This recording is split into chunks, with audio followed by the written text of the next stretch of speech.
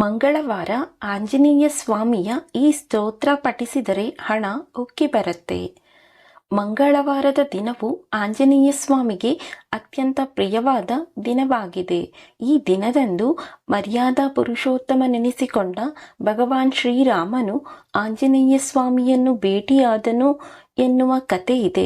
ಈ ಕಾರಣದಿಂದಾಗಿ ಮಂಗಳವಾರದಂದು ಶ್ರೀರಾಮನೊಂದಿಗೆ ಆಂಜನೇಯ ಸ್ವಾಮಿಯನ್ನು ಪೂಜಿಸಲಾಗುತ್ತದೆ. ಜಾತಕದಲ್ಲಿ ಮಂಗಳವನ್ನು ಬಲಪಡಿಸಲು ಮಂಗಳವಾರ ಆಂಜನೇಯ ಸ್ವಾಮಿಯನ್ನು ಪೂಜಿಸಲು ಮತ್ತು ಮಂಗಳವಾರ ಉಪವಾಸ ವ್ರತವನ್ನು ಮಾಡಲು ಸಲಹೆ ನೀಡಲಾಗಿದೆ. ಈ ದಿನ ಆಂಜನೇಯ ಸ್ವಾಮಿಯನ್ನು ಪೂಜಿಸುವುದರಿಂದ ವ್ಯಕ್ತಿಯು ವೃತ್ತಿ ಮತ್ತು ವ್ಯವಹಾರದಲ್ಲಿ ಯಶಸ್ಸನ್ನು ಸಾಧಿಸಲಾಗುತ್ತದೆ. ಜಾತಕದಲ್ಲಿ ಮಂಗಳವು ಬಲವಾಗಿದ್ದರೆ ವ್ಯಕ್ತಿಯು ವೃತ್ತಿ ಮತ್ತು ವ್ಯವಹಾರದಲ್ಲಿ ಅವನ ಇಚ್ಛೆಯಂತೆ ಯಶಸ್ಸನ್ನು ಪಡೆಯುತ್ತಾನೆ.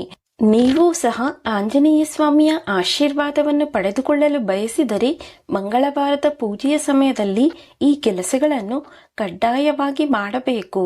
ಹನುಮಾನ್ ಚಾಲಿಸ ಪಠಿಸಿ.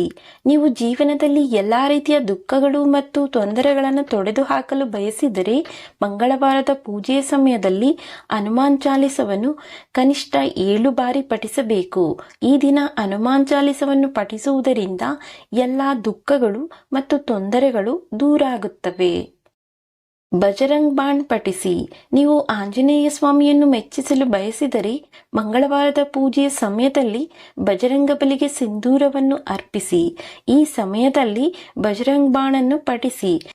ಈ ಪರಿಹಾರವನ್ನು ಮಾಡುವುದರಿಂದ ಹನುಮಂತನು ತಕ್ಷಣವೇ ನಿಮ್ಮ ಮೇಲೆ ಸಂತೋಷ ಪಡುತ್ತಾನೆ. ಸಾಧಕನ ಮೇಲೆ ಅವರ ಆಶೀರ್ವಾದ ಸುರಿಮಳೆಯಾಗುತ್ತದೆ. ಈ ಸ್ತೋತ್ರ ಪಠಿಸಿ. ಆರ್ಥಿಕ ಬಿಕ್ಕಟ್ಟಿನಿಂದ ಪರಿಹಾರ ಪಡೆಯಲು ಮಂಗಳವಾರದಂದು ಋಣಮೋಚನ ಮಂಗಳ ಸ್ತೋತ್ರವನ್ನು ಪಠಿಸಿ.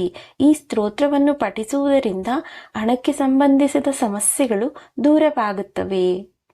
ಇವುಗಳನ್ನು ದಾನ ಮಾಡಿ. ನೀವು ಮಂಗಳ ದೋಷದ ಪರಿಣಾಮವನ್ನು ಕಡಿಮೆ ಮಾಡಲು ಬಯಸಿದರೆ ಪ್ರತಿ ಮಂಗಳವಾರದ ಪೂಜೆಯ ಸಮಯದಲ್ಲಿ ಉದ್ದಿನಬೇಳೆ, ಕೆಂಪು ಮೆಣಸಿನಕಾಯಿ, ಬೆಲ್ಲ ಮತ್ತು ಕೆಂಪು ಬಣ್ಣದ ಬಟ್ಟೆಗಳನ್ನು ದಾನ ಮಾಡಿ. ಈ ಪರಿಹಾರವನ್ನು ಮಾಡುವುದರಿಂದ ಬಜರಂಗಬಲಿಯ ವಿಶೇಷ ಆಶೀರ್ವಾದವು ಸಾಧಕನ ಮೇಲೆ ಬೀಳುತ್ತದೆ. ಈ ಮಂತ್ರವನ್ನು ಪಠಿಸಿ. ನೀವು ಶತ್ರುವನ್ನು ಗೆಲ್ಲಲು ಬಯಸಿದರೆ ಮಂಗಳವಾರ ಪೂಜೆಯ ಸಮಯದಲ್ಲಿ ಈ ಮಂತ್ರವನ್ನು ಪಠಿಸಬೇಕು. ಇದರಿಂದ ನೀವು ಶತ್ರುಕಾಟದಿಂದ ಮುಕ್ತಿಯನ್ನು ಪಡೆದುಕೊಳ್ಳುತ್ತೀರಿ. ಓಂ ಪೂರ್ವಕಪಿ ಮುಖಾಯ ಪಂಚಮುಖ ಹನುಮತೆ ಟಂ ಟಂ ಟಂ ಟಂ ಸಕಲ ಶತ್ರು ಸಂಹರಣಾಯ ಸ್ವಾಹ. ಸ್ನೇಹಿತರೆ, ಈ ಮಾಹಿತಿ ನಿಮಗೆ ಇಷ್ಟ ಆಗಿದ್ರೆ ದಯವಿಟ್ಟು ನಮ್ಮ ಚಾನಲನ್ನು ಸಬ್ಸ್ಕ್ರೈಬ್ ಮಾಡಿ, ವಿಡಿಯೋಗೆ ಲೈಕ್ ಮಾಡಿ, ಶೇರ್ ಮಾಡಿ, ಸಪೋರ್ಟ್ ಮಾಡಿ. ಮತ್ತೊಂದು ವಿಷಯದೊಂದಿಗೆ ಪುನಃ ಭೇಟಿಯಾಗೋಣ. ಧನ್ಯವಾದಗಳು. ನಮಸ್ಕಾರ.